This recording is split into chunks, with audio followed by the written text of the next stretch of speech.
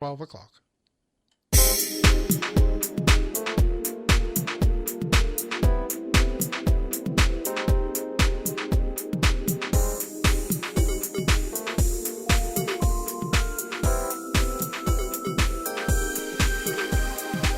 Coming up next on Another View, we're talking about race. When was the last time you had a meaningful conversation about race? Did it provide understanding, or did you walk away frustrated and angry? Are you of the opinion that race is a taboo topic that is not discussed in polite company? And what are the rules if you engage in a racial discussion?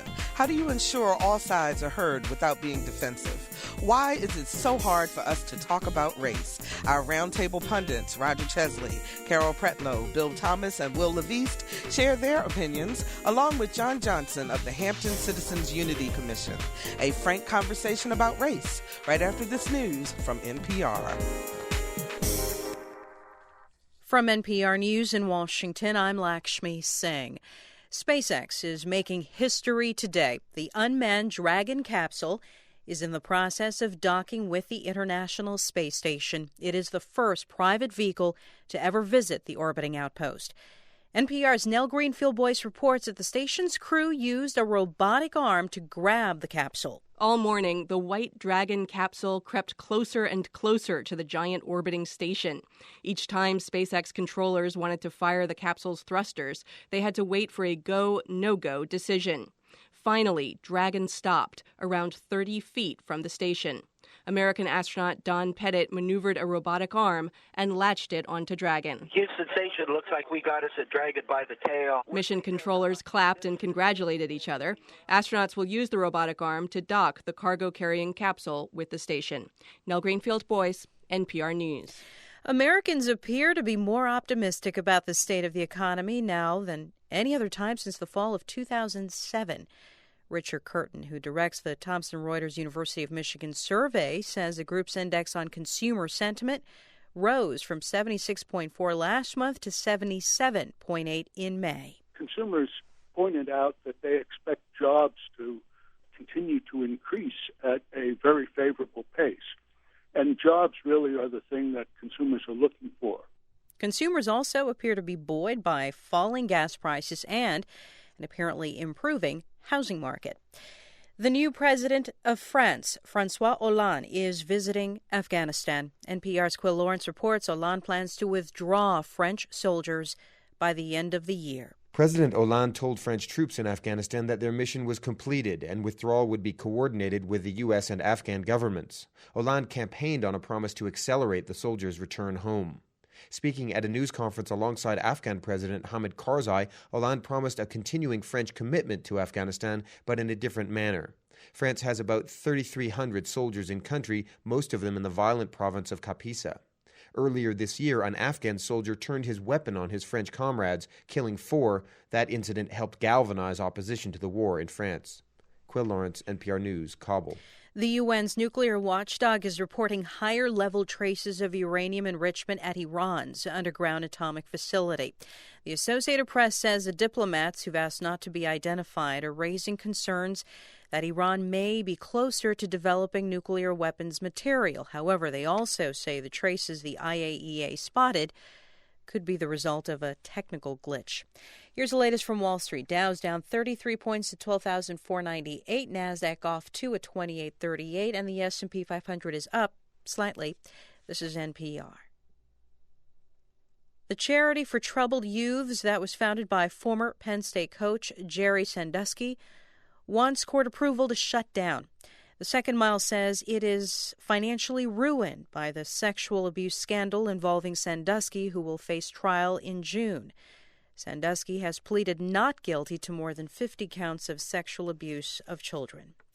The mother of Harry Burkhart, the suspected arsonist whose serial fires or alleged serial fires caused millions of dollars in damage in Los Angeles over the winter, is being extradited to her native Germany. We have details from NPR's Karen Grigsby Bates. German authorities had requested that Dorothee Burkhart be returned there to face prosecution for multiple fraud charges.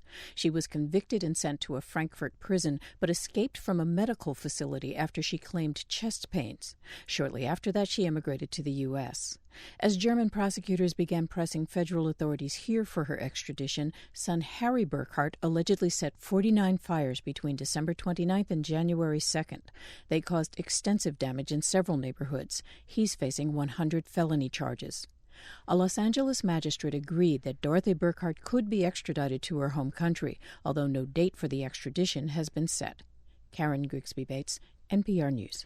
Emmy Award-winning comedy writer Al Gordon reportedly has died. The Los Angeles Times cites Gordon's son, Neil, saying his father passed away yesterday at a Los Angeles area hospital at the age of 89. Gordon's contributions are legendary. He spent much of his career working with comic Jack Benny, and he also wrote for the Smothers Brothers, Flip Wilson, and Carol Burnett. This is NPR. Support for NPR comes from the John S. and James L. Knight Foundation, helping NPR advance journalistic excellence in the digital age.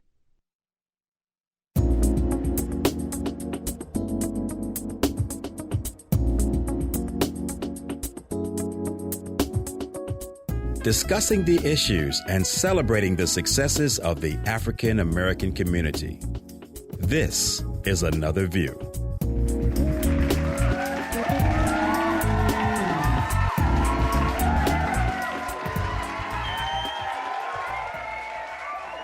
Let freedom ring, and when this happens,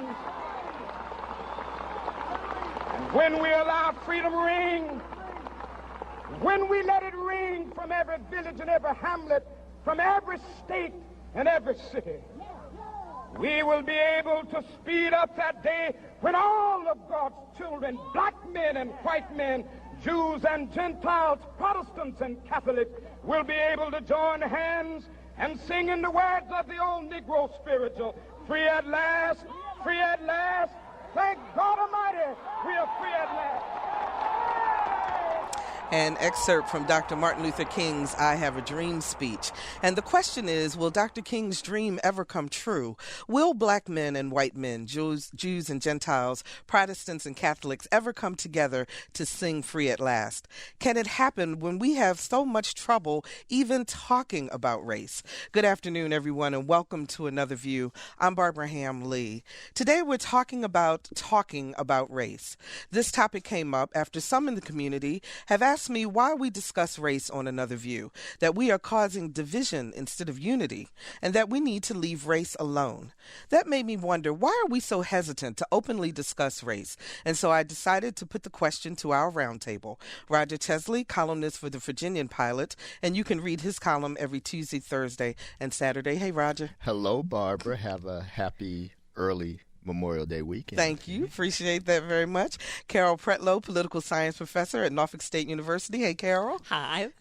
Good to be here again. Absolutely. Good to have you here again.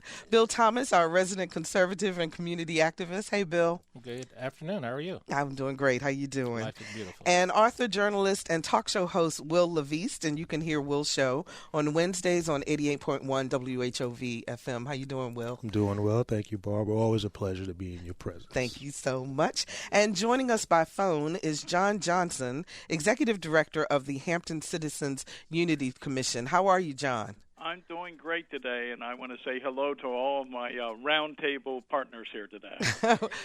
Well, we're glad to have you, John. And, John, I'm going to tell you right now that even though this has happened to me in the past, I am not going to ask you to be the sole spokesperson for the entire Caucasian community. Darn, However... you know, Barbara, I did a little online survey, and I got commission from all 225,593,000 plus Caucasians in the U.S., and they said, feel free to speak for all of us. Well, and now you're going to tell me I can't do that. Well, in that case, then we guess everything you say will be representative of the entire white race. So there you go. So much for white privilege, right? Absolutely. But, John, you know what? I want to start with you, and then I'm going to come back to the folks here in the studio. But from your perspective, since you conduct many conversations between people of different races, and we're going to particularly focus on African Americans and whites because I think that seems to be the bigger issue. Why is it so hard for us to talk about race? You know, if I knew the answer to that, I'd be an author like my friend Will there, and I'd have some best-selling books. It is difficult. it's puzzling why it's so difficult in 2012 to have these conversations. But I think, from my experience, a lot of it is based on, a lot of preconceived ideas, a lot of distrust, a lot of lack of experience of encountering the other, whoever the other is. And since we're focusing on race, the other will be somebody of a different race, whether it be African American, Caucasian, or whatever. Mm-hmm. And there are people who just, it's amazing. In 2012, I still meet Caucasian folks who have had very little personal experience with meeting other folks and just having a conversation with them. And I personally, I find that hard to believe because my experience has been different, but I have to recognize my experience is very limited compared to other folks. But, I think it's because we have this lack of experience, and therefore, because we don't have that experience, we look through this lens that tells us, be cautious, be careful. They're different than I am, so therefore, if they're different, many people, if something's different, it's automatically one's better, one's worse. Mm-hmm. Now, I'm not saying folks go through a whole calculation. I just think that's kind of where they go to very quickly. Very quickly, that they arrive there. Roger, what's your perspective on that? Why do you think it's so hard for blacks and whites in particular to get together and talk about race? Well, for one, I think there's a lot of emotion. There's a lot of guilt. There is a lot of things you have to get through in terms of understanding and perceptions. If you're candid, you can be smacked down for it. I think for most black people in America, they have to deal, as a minority, you have to deal with the majority group. Mm-hmm. And so you have a lot of interactions. But if you are the majority, you don't necessarily always have to have those same types of interactions. My wife and I often like to joke sometimes when we go to a restaurant, well, we were glad that we were able to diversify the place again. Mm-hmm. And too bad now that we've left, it's back to the way it was. And there are just so many things that I think that we, especially if you're a professional, you are in these settings, if you're black, that you deal with people that are not like you. Mm-hmm. That is not always the case from the other way around. So when you have to be in a situation where you have to deal with other people and you have to deal with people one-on-one, I think that helps break down some of the stereotypes, some of the misunderstandings, and some of the mistrust. But let's be real, race is a contentious issue in this country. Is it less so than it was maybe 50 years ago? Sure. But I don't know on that continuum how far we've actually gotten. Will, do you think generationally, do you think that's true, that it's less now than it was, say, 50 years ago? Because I hear some young people say, you know what, I thought that we were all together, and then something happens, and it still becomes an issue.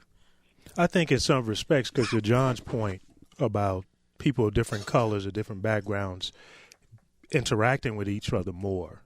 In generations, you have more interaction. Like, for example, where my kids grew up in Flossmoor, Illinois, which is a racially mixed area, my son went to a bar mitzvah. He had friends. They were when I grew up in Brownsville, Brooklyn, New York, the last place you were going to find me was in a bar mitzvah or in a white neighborhood anywhere, because Brooklyn is one of the most segregated in New York and in the North, and many of the cities are the most segregated. But I think that one of the reasons why it's so difficult is because that's what racism does. Racism is a system. It's a systematic social construct that says one group is superior to another group, and it's done for economic reasons. And so some of the reasons why it's difficult to talk about it, because that's what it does to us. It gives whites a false sense of superiority, and a lot of fears. It gives blacks a false sense of inferiority and internalizing and self-hatred. And so racism, when we understand that it's a system, is not, as you were saying earlier off air, it's not the same as discrimination or bigotry. It is a system that is rooted in all of the institutions of our nation. Carol, you're vigorously... Yeah, I'm agreeing, because when I think of racism, I also think of the institutional process that God fed through not only government entities, but through community actions and through community experiences. And we, as American people, we don't like to say, oh, our system is wrong. That's why some people have a problem admitting that this whole idea of American exceptionalism, to say, well, yeah, we're exceptional, but so are other countries. I think this idea that we had some problems and that we're working to rectify those problems goes down very hard. And then there's the pain from the African American perspective. You work hard, you do what you're supposed to do, and still this idea of getting through the barriers is very painful. Bill, if something happens to an African American by a white person, is it automatically a racial thing? Not really. No. Okay. No. You want to expound a little bit on that? No, because I think it's more profound than I think it's just more profound. I was raised in a mixed community, totally mixed. Race never mattered. It was my father was military, and race didn't matter. I was raised in a transitioning Jewish community, and the only thing that I heard early on was, why do you people worship the God of your enslaver? That's what they used to tell us all the time in the Jewish community. Why do you worship the God of your enslaver? We don't know our history. Racism is about power. If you articulated the Civil War, we lost about 700,000 people. We had about 35 million Americans at the time. We have about 310 million Americans now. That'd be 7 million people died over this thing. I mean, it's devastating. It's never been resolved. And then we were tricked. We were tricked into thinking that we were lower class, lower value than other people. I never had that opinion, so it never has really bothered me. If somebody hit me, I hit them back, black or white. If somebody took something from me, I took it back. If somebody said you can't vote, we in Kansas, we said, no, we're going to vote, and we're going to go get our Second Amendment rights, and we're going to go vote. Mm-hmm. If we can't go to the same schools, no, we're going to sue you. And if you don't let us go and have our separate institutions, because we didn't want to be integrated, then we're going to sue the government, and that's where you had the issue with the Teague versus Board of Education, Brown versus Board of Education. The first integrated restaurants were not in North Carolina. They were in Wichita, Kansas. So we've always been racial. When I moved into Hampton Roads again, I'll never forget, Mason Andrews used to say to me, a very good friend of mine and family, and he said the most competent thing in the world that's going on is that in all Virginia, in all my life, we've never had black people get mad and take what was taken away from them. I said, I understand. They just don't understand their value. We weren't brought over here on ships and all chained down. We first came over here as indentured slaves. And so we see these images. We worship a white God. Everything used to be white. And then when we tried to separate ourselves to be equal, because Miss America was white, the all-white schools, all-white basketball team, so we created our own HBCUs, created our own things, then that became a problem. But see, I've never had the problem of race because I don't believe in it. And if somebody hit me today, black or white, I'm going to hit them back. Mm-hmm. If somebody tries to take something away from us, like they did at the General Assembly with Hampton University, and they wouldn't give us the same thing they gave others, like EVMS, it's racism. And I put a half-page editorial paper, said that is what it is. And so I was taught not to leave white people alone. And leave some black people alone. Be self-dependent, be self-independent, and fight and die for what you believe in. 440. I can't believe it. Bill Thomas and I actually agree on something. I was brought up to leave some white people alone, too, Bill. Yeah. And some of them were my own family members, okay? Are you from Virginia? No, I'm not. Okay, good. Well, I'll tell you, I got a few more you need to leave alone. Go ahead, Will. I believe in leaving some black folk alone. Because that's the biggest impediment of our problems right now. It's our own black people. Well, let me ask the question then, because some people feel that some black people feel that they cannot be racist simply because they are the minority and the oppressed people. Do you buy that? Well, I would agree with that. I mean, because, again, when you understand what racism is, as Bill was saying, as I said earlier, it is a system. It is about power. It is about one group subjugated to another. You are inferior. You are inhuman. So, and at the benefit of the other group. So it is not bigotry. People can be bigots. They can be prejudiced. I mean, when you look at the world history, bigotry and prejudice has been around since the beginning of time. Racism has not. Racism is only a phenomenon since the 17th century. And you can go and look at this and research it and understand it. And it came as a justification for colonialism.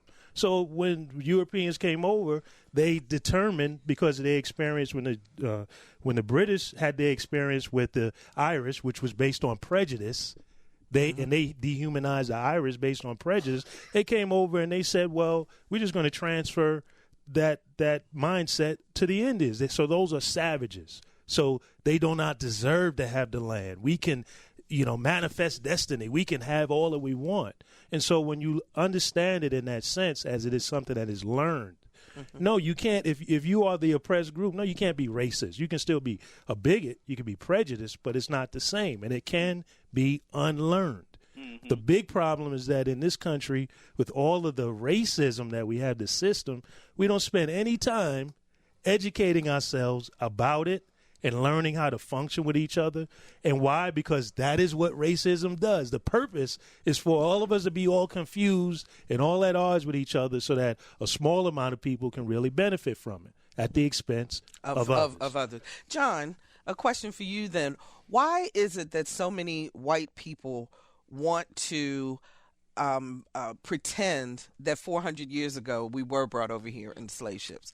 I hear that a lot in conversation. Why do you keep bringing that up? That's old history. Yeah, I didn't have anything to do with that personally. I know. Right? Yeah. We know you didn't. I mean, that's the response from some, not all. If I can convey one thing, I hope we would all agree that we can't lump groups together as monolithic groups that all think. Oh, absolutely, and I agree with that. So we all have to remember that. But I guess I'm just picking from an African American perspective. I'm picking some of the things that a lot of African Americans hear on a consistent basis. Well, there's a couple of things here. I think one is I hear from, and I'm even going to break the groups down into some subgroups. I'm going to talk particularly about white males for a second, because I think this is a group that, in my experience, and that's my cohort, okay, that's the group that I would identify with demographically. I hear from many of them that and I interpret it as fear. They don't want to go into a situation where they're going to be called a racist. Okay, that's really at the top of their list. They just are afraid they're going to be labeled that. And they're going to say, I didn't have anything to do with slavery, blah, blah, blah, and that's their justification for opting out of the conversation. Another part of that is white males do not see themselves as a group, okay? And this goes, I think Roger was talking about this earlier, about, groups have self-concepts, and they have this perception of who they are as their group members. White males don't have that consciousness. They don't get up and look in the mirror and say, "Oh, today's going to be a tough day. I've got to go out and work twice as hard. I've got to, do this, do that, do that." There's kind of already a foot in the door now, and I could label that white privilege if I care to, and that will take us to a dead-end street because we won't have any dialogue at that point. The white males will opt out at that point because that's a dead-end conversation to start the conversation with. I hope folks hear what I'm saying. That they don't want to start there. Can I? Go ahead, Roger. I think one of the things that when you deal with people as individuals and not as some nameless, faceless confederation of a group, I think that does one of the best things to breaking down myths and stereotypes and things of that nature. And as long as people of goodwill are willing to do the hard work of continuing to bump up against each other, I think it's a lot easier to demonize those people that you don't know. But when you have to deal with them up close, when it's easier to demonize people who are drug addicts until you have a family member who is a drug addict. It's easier to talk about gay people disparagingly until you have a family member or a cousin or somebody who's gay, and then you're like, well, he's not so bad, or I grew up with that guy. What's the problem there? So, if as long as I think as we as a people, you might not talk about race as much, but as long as we continue to try to deal with each other as much as possible and not blockade ourselves off or put up barriers between each other. I think that's one of the best things that we can do. And Roger, I would second it. I think particularly for Caucasian folks, white folks, I think there's a little extra burden. I think we have to be proactive and create those situations to happen, because a lot of times for a lot of folks, they will not naturally happen. You talked about going into a restaurant, okay? So that's kind of the situation, and I think it has to be intentional for a lot of folks. That I have to be the one to face my situation. I would tell you a personal story. Will could tell this because he's heard it so many times. John, before you tell that story, hold on 1 second. 440-2665 or 1-800-940-2240 are the numbers to call to join our conversation. We're talking about the issue of talking about race. Share your stories with us, 440-2665 or 1-800-940-2240. Okay, John, tell us your story. Maybe I should let Will tell the story. He knows it as well as I do. But anyway, in 1967, I attended a historically black college, Delaware State College, 1967. Wow. Wow. You were considered one of those radical folks, huh? I was actually considered one of those minorities, okay? Because and I went under the 5-year plan, so I was there from 67 to 72. And in most of my classes throughout my tenure there, I was pretty much the only white person in most of my classes. And inevitably, in the first couple of years, no matter what course we were in, the subject would come to race. And either one of the students or the professor would go, well, Mr. Johnson, what do white folks think about that? Well, you know something? Mr. Johnson was stupid enough for like 2.5 years to answer that question. And then one day I woke up and I thought, who am I to speak for all these people? I don't even know these people. I mean, and it's so funny. I said, I don't even know what this one white man thinks on any given day, let alone a whole group. So, but at least for me, it put me in the experience of experiencing the other and being in the midst and being a minority. And I never felt threatened except on one occasion, but, that was another story.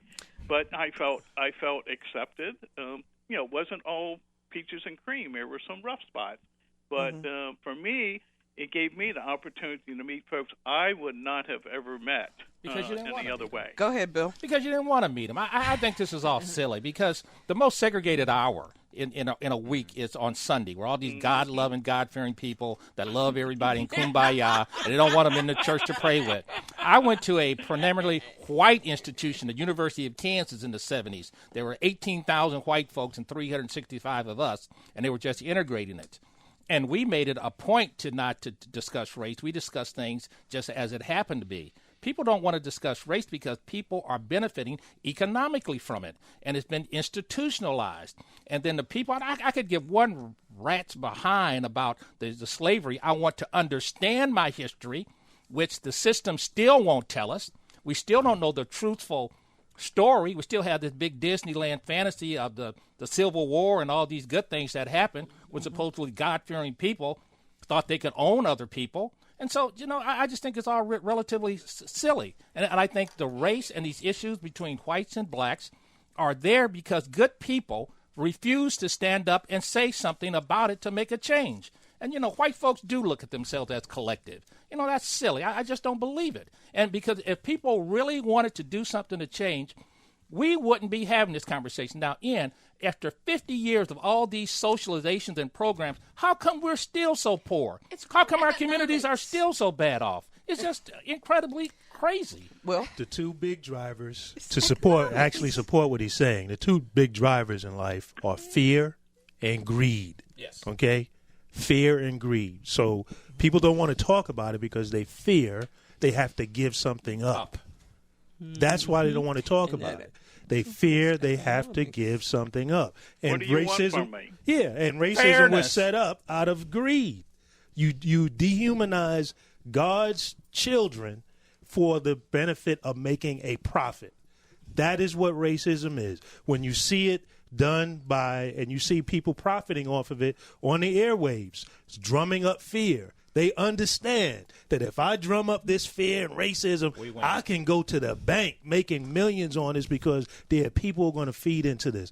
And white people need to understand that they are being victimized. They are being manipulated as well. Absolutely. Well, we know that right now, Rush Limbaugh and CNN are in a back and forth over the fact that CNN reported that for the first time more minority babies were born this year than white babies. And he's saying that CNN is using that as a scare tactic against white people. He's in other words saying, wait a minute, you all are getting in on my hustle. Business. There you go. You can't get in on my hustle. On that.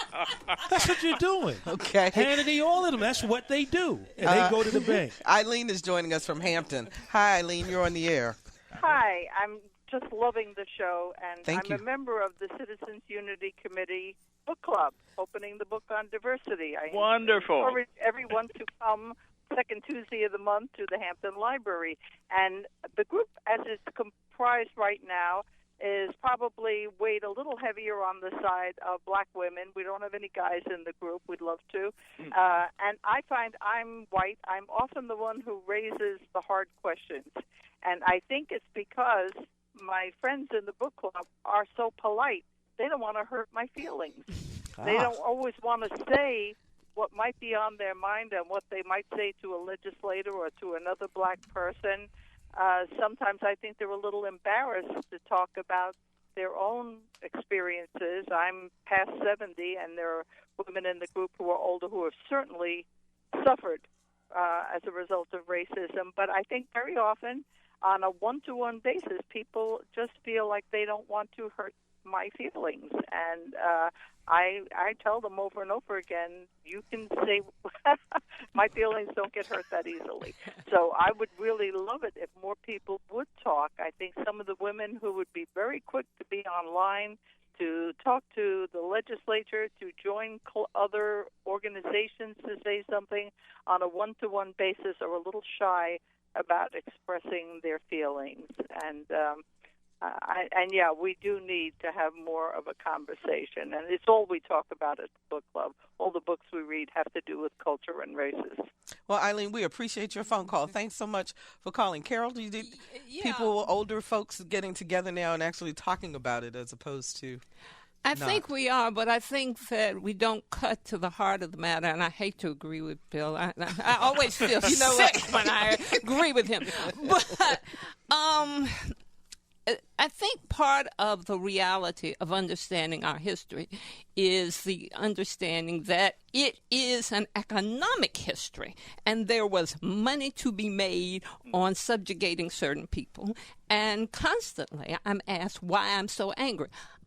Show me my money, because I think there are groups that we built this country, we contributed to it, and then when it came for the payoff, we got nothing, and then you're surprised that we're angry. So I see some trends and I see some perspectives, and a lot of it is economic, because people don't share power. That was the first half of Martin Luther King's speech that was played earlier that people never want to play. That's exactly what he was talking about. He was talking about dismantling the system of racism, but all we want to do is talk about the dream. And when he started talking about that, he was gone. Exactly. He was gone. As long as he was talking kumbaya, let's love everybody, let's shake hands, we shall overcome. But when he starts saying garbage workers should make the same amount of money that other garbage makers make, we should have an economic march on economic justice, everybody backed off of him. That's true. That's because he challenged the power. You know, who had the power and how's it get exercised? White folks. And who keeps the power? White folks. If you're just joining us, we're talking about race with the Another View Roundtable. Roger Chesley, Carol Pretlow, Bill Thomas, Wil LaVeist, and our special guest today, John Johnson, with the Hampton Citizens Unity Commission. Let's talk to William in Norfolk. Hi, William. You're on the air. Hi. Thank you for taking my call. Sure.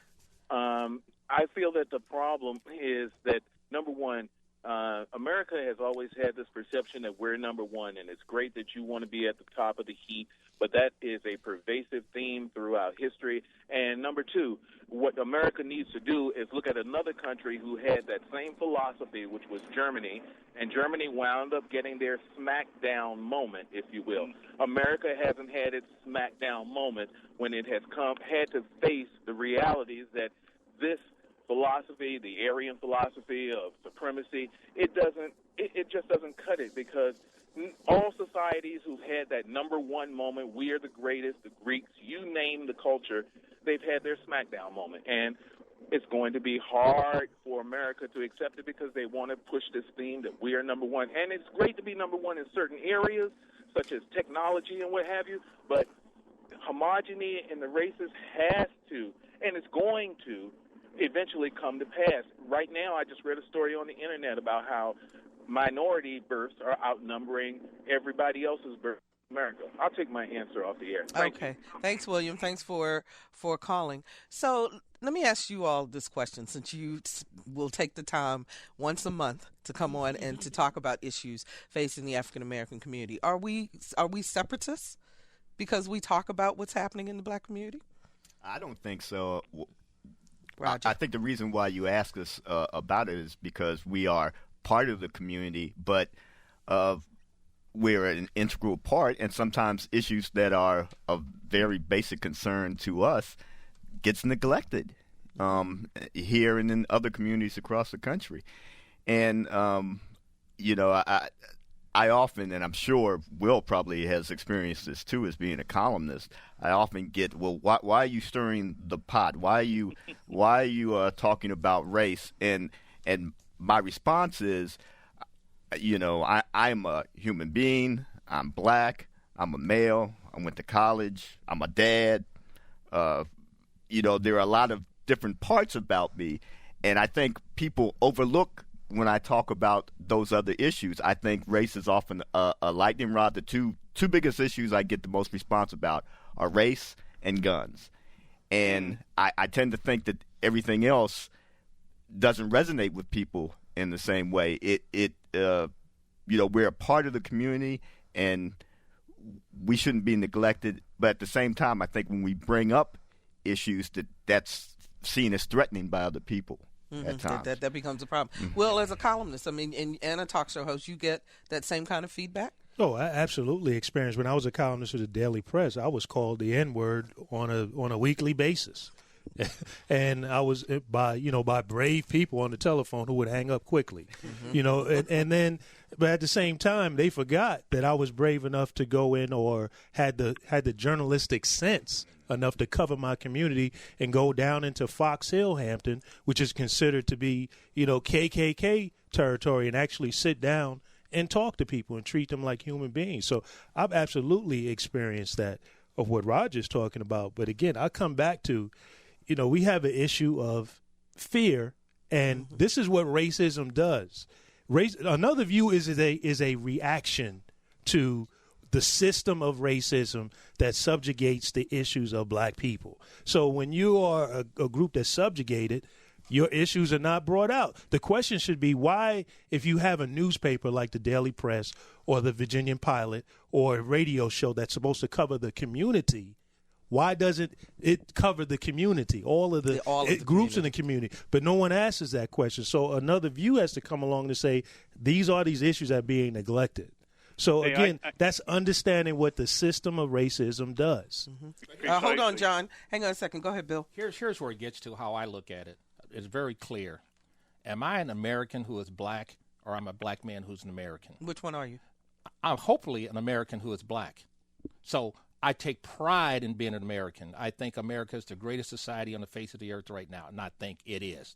And I want to cherish in all those opportunities. John mentioned, well, what do you want from me? I don't want anything from you but opportunity. I want the same doggone opportunity you give everybody else. Nothing less, nothing more. And I want to be treated out of that dilemma that I am an American who happens to be black, who take pride in being black, who takes pride in my black parents, in my black church, in my black culture. And I'm not going to back up that for 1 minute, no different than the Jews, the Italians, or anybody else. But just give me the same opportunity. And, John, let me ask you this then, because a lot of white people sometimes perceive that because if you take pride, as Bill said, in something, that necessarily means that you are demeaning to the other group. That's not the case. That's not the case, but I mean that's certainly the perception. I actually think I don't know how many folks in the discussion are familiar with Henry Louis Gates Jr.'s program on PBS called Finding Our Roots. I wish everybody would participate in something like that, and I have a suspicion a lot of folks, because if you watch that program, a lot of folks who think they are this, fill in the blank, whatever they think their racial demographic is. Well, then when he takes them down through their family tree and does the genetic testing, wow, some people are really shocked about who they really are. And so, it changes their whole perspective because they've been told down through the years, you're this, you're that, you're this, and now all of a sudden they find out, well, that's not exactly true. Because there's no biology to support race. The eugenics movement attempted that. That all came out of the 17th century when all is focused on science proving all these things. Eugenics movement came along later, tried to prove. It has not. It's been disproven. There's no biological proof, scientific proof for race. It's simply an issue of melanin, little extra here, little less there. That's if Will and I took DNA testing, we would have more things in common than me and some other white males that would take a DNA test. This is why it can be unlearned. unlearned. People find that to be so disturbing that they go, how can that be? But it goes to the point, Will's point, is that racism is race. The whole concept of race is a bogus concept. We've all been sold a bill of goods, black, whites. I'm one of the few whites. I think I can't be free until everybody's free. Unfortunately, not everybody sees it that way. But, until we all get the opportunity that Bill wants and Bill expects and Bill has a right to demand, then I'm not free because I see us as a whole. I'm with Bill. I'm an American, too. Okay, and I want the same opportunities for everybody. I look around, and I see the same opportunities are not available. Bill, did you want to respond? No, that's it. We're not asking for anything, but I'm going to demand that you respect my heritage, and I'm not going to bend back. I'm not. You didn't bring me over here, but somebody did. But the thing that bothers me the most is the fact that these institutional lies, like black people didn't land in Jamestown. They landed in Hampton, right off Fort Monroe. Right. And the books still tell that lie. Yeah. Black people didn't come chained down, beaten down. They came over here initially the same way white people did. Yeah. And if you didn't know that, I think our brothers and sisters in the street would say, oh, man, it's not as bad as it is. It's true. Lisa joins us from Virginia Beach. Hi, Lisa. You're on the air. Hi. I was just going to say that I work with a lot of black people, and we'll be talking about some story or other, and they'll get real quiet and they'll say, was she black? Because they don't want to talk about racism. I don't mind, we're telling tales about things, but they'll say, was she black? Because it's embarrassing for everybody, because I'm not prejudiced, they're not prejudiced, but just talking about anything, they don't want to talk about it. So you're saying if it's something that's negative that happened, and the question will be, was it a black person who did it? Is that what you mean? No, just in general, I'll be telling a little joke or something, they'll say, was she black? Oh, so okay. That they don't want to talk about prejudice. They don't want to associate something with prejudice in a negative way or in any way, but we all are too embarrassed by the whole idea of racism to talk about it freely. Okay. Thank you so much for your call, Lisa. We appreciate that. So if you find yourself involved, Carol, in a racial discussion, do you think there are any rules? Is there something that you should or should not do in terms of trying to bring about understanding? Well, that depends on the group of people, how frequent you are in engaging with those people. But if you are a person that has been, these are a group of friends, I don't have any rules. I say what I want to say. They say what they want to say. I think the one thing that does annoy me is when people say things like, I was with a group a few weeks ago and a person said, I don't see color. And I'm saying, Hello? How can you not see color? I'm sitting here. I'm black. How can you not see? Now, what you might mean is that that color is not a determinant factor in your perspective. But how can you say you don't see color? Because that's a denial of who I am, and I resent that. That's a point. Well, you were just expounding on that. Yeah, I mean, that's just being in denial. And at the same time, that is the result of what the system does to us. It makes us confused. It makes us not want to really deal with the true issues. And I just want to, again, reiterate that racism is a social construct. It can be unlearned. Because it's learned. And so what we need to do is you need to have it as part of formal education. Bill mentioned what's going on in the churches. How can the churches that profess to be about Christ and all one family perpetuate racism? Where do people learn it? You learn it in schools, you learn it in church, you learn it at home.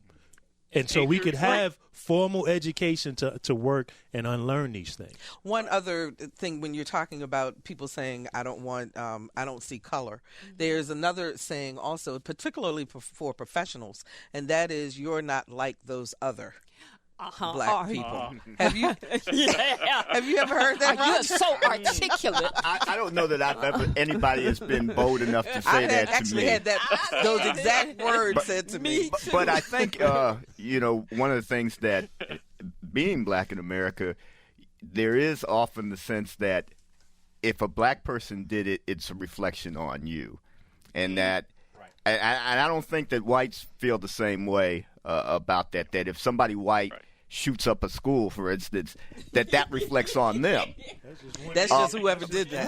Right. But if somebody black, for instance, has 30 children with 11 different women, which is a story we just came to the fore, that somehow reflects on everybody else who is black. And that's one of the things that I think it's, maybe it's just in our heads, or maybe there's a feeling that, hey, we have to accept some of the blame for that. And I don't necessarily think that that's true, that like anything else, we are one member of a group, and sometimes we should be judged on our individuality.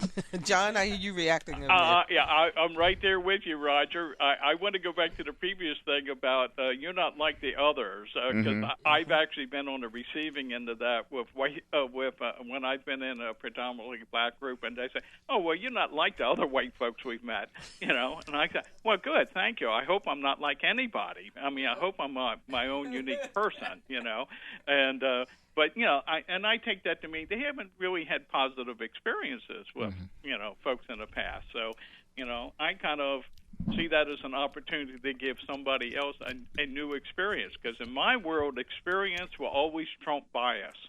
If I have a good experience with somebody who's different than I am, wow, that informs my whole perspective about how I look at folks. We are, as an African-American people in America, for the most part, a properless people, and it's been done institutionalized. And it's not only in property that I'm saying property, but one of the biggest, most exciting days of my life, and I love Jesus, and I'm a Christian, and all of those good things, but we had this big, gigantic 20 by 20 white portrait of Jesus Christ in our church. And I tried every living day of my life when I was a teenager to get that picture down. And I went home maybe 10 years ago, and I wrote, a family took that picture down. That gave me great pride. And see, that's where we empower ourselves. We don't look at things. See, black folks, we don't look at things from a bottomless pit. We've always had to look up and grasp for opportunities and struggle for life and do those kinds of things. And then we got into this institutional web of white people getting involved in our lives with welfare and taking care of us, and learned helplessness. It took away that unique culture that we had. And then when we talk about it, when you talk about it, that's why I was somewhat kind of upset until you explained to me about this program. I dare not to deny who I am, and I will not. And I'll fight till the day I die of trying to do that. And this is America. America isn't about giving in terms of keeping its power and control. It's about taking, and taking fairly is what I'm asking for. That's all I'm asking for. I'm not asking the white man or the black man or the Indian man or anybody. But I do know history. If you sit there and watch from the table, they will wipe you out. So that is exactly, you have to be renowned and Bill, you have to stay on top of things. Who are they? Who are they you refer to? Who are they? Who are they? The people in power. Who are they? Okay. I'm not going to get into silly, stupid arguments because it's self-evident. It's self-evident. It's self-evident. I think people are listening. They need to have that explained. They have to look. They have to look at themselves. Then there's a problem. Everybody knows what the problems are. I mean, it's very simple. There's a lot of people who don't. Real quickly, Paul joins us from Norfolk. Hi, Paul. You're on the air. Greetings. I'm an American. Grew up in the peninsula. And when I lived in Williamsburg, didn't even know what race was until I went to college over in Norfolk, and there was divisions amongst people because of skin color. Mildly confusing. Now, as a professional in life, I have one simple motto. I don't care who you are, if you're male, you're female, you're black, you're white, you have competence. If you're competent, then I can use you to do the work that needs to be done, or I can integrate in the team so I know that we are actually able to do the tasks at hand. Focusing in on aspects of skin color is laughable for dealing with people in a professional sense.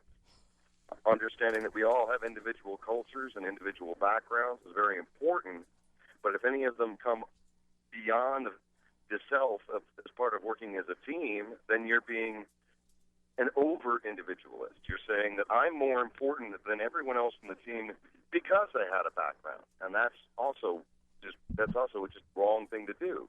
Okay, like Paul. Me being a male, I can't, be egregious towards someone in a sexual way nor a racial way.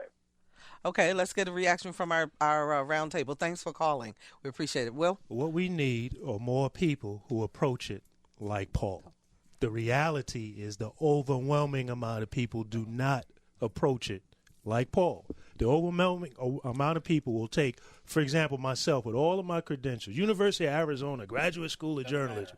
I'll come into an interview and they are looking for reasons not to hire me. Absolutely. It's not. They're not looking. I've already done what you're supposed to do, and you looking for reasons not to hire me. And then here's the other caveat: inside that shop are black people who will do the same thing and will not speak up on my behalf because they believe that there's only a few little Negro slots in here. And he's coming in here with too much. He may take my slot.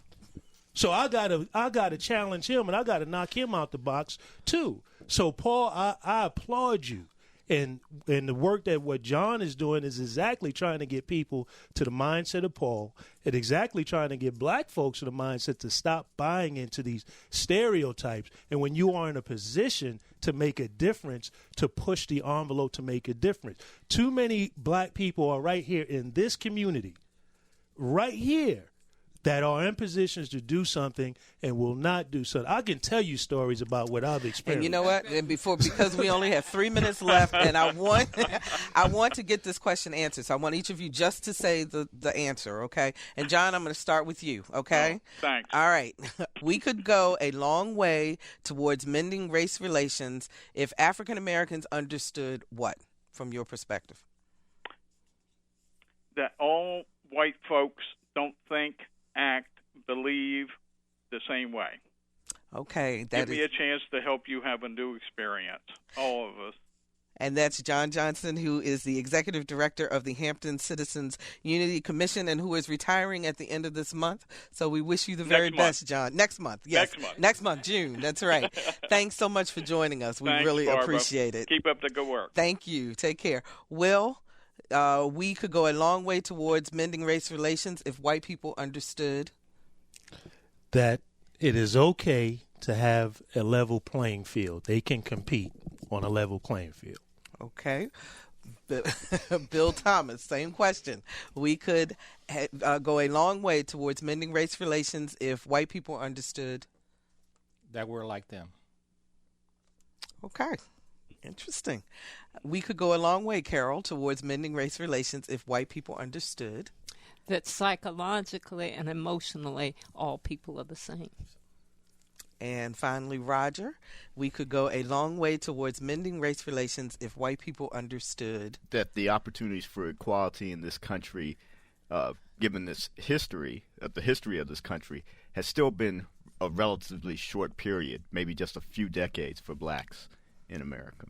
You know, I think that if we all continue this type of conversation, maybe, do you think we can make a dent in changing some people's minds, or what? What do you think? It'd be a very small dent.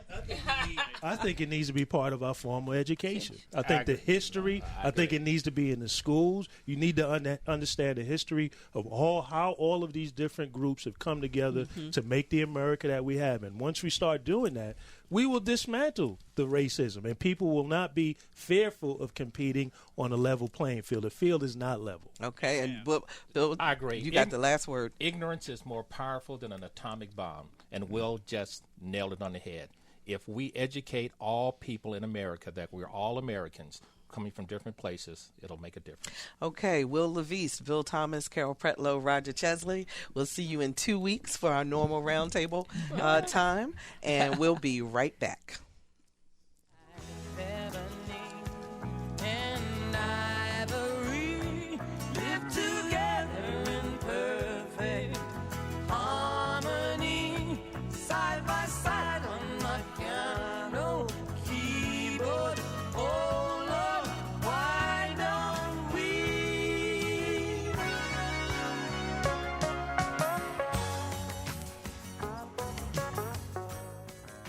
And welcome back.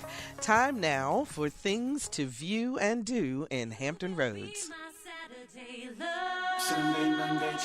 Celebrate Black History Month at the Downing Gross Cultural Arts Center's presentation of Wickham Avenue, a theatrical production in celebration of local black music, Friday, June 1st and Saturday, June 2nd, 8 p.m. both performances at the Downing Gross Cultural Arts Center, Newport News. Call 247-8969 for tickets. The 4th Annual Hampton Roads Conference for Girls and Young Women will be held on Saturday, June 2nd from 8 a.m. until 2 p.m. at Old Dominion University. This year's theme is Girls Rule the World. Call 683-6657 to find out more. Norfolk State University hosts its 6th Annual Community Health Fair on Saturday, June 2nd from 10 until 2 at the Virginia Beach Higher Education Center. It's free and open to the public and features various kinds of health screenings and information. Call 368-4150 for details. A few weeks ago in Another View, we talked about the Healthy Norfolk initiative. Now is your chance to get involved. Healthy Norfolk is hosting a series of community conversations, and the first one is Tuesday, June 5th from 6 to 8 p.m. at Lambert's Point Community Center, West 42nd Street in Norfolk. Visit norfolk.gov/healthynorfolk to learn out more. And plan to attend the Eastern Sky Native American Festival and Concert on Saturday, June 9th, starting at 10 a.m. at the 17th Street Park, Oceanfront, Virginia Beach. It's free and open to the public, and all drums and dancers are welcome. Call 636-4175 for more information. These events and more are on our website, anotherviewradio.org. And while you're there, please sign up for our eView newsletter, a once-a-week reminder of upcoming programs. Next week on Another View, we're talking about childhood obesity, what we need to do to keep our kids healthy.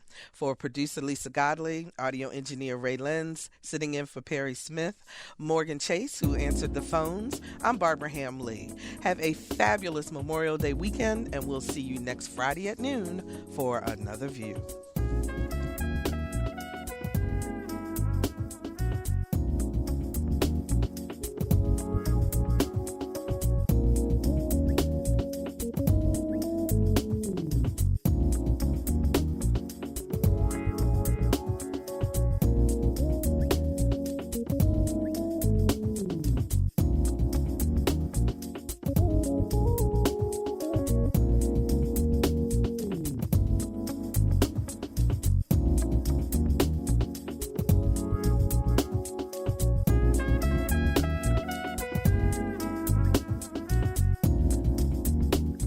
Thank you, Barbara. Join us again next Friday at noon for Another View here on WHRV. Stay tuned for Radio Lab. That's coming up in just a moment. Support comes from the Virginia College Savings Plan, offering flexible, tax-advantaged college savings programs to help families and others achieve their higher education goals. For more information, visit virginia529.com. Partly sunny, the forecast for the rest of the afternoon, although there is still a 20% chance of a pop-up shower or thunderstorm. Highs in the lower 80s. We're at 82 right now in downtown Norfolk. Partly cloudy tonight, lows in the upper 60s. This is member-supported public radio for Hampton Roads and Eastern Virginia, 89.5 WHRV HD Norfolk, 88.5 WHRG HD Gloucester Point, 90.1 WHRX Nonsawatix, 91.9 WHRE Eastville, and 88.1 WHRL Emporia.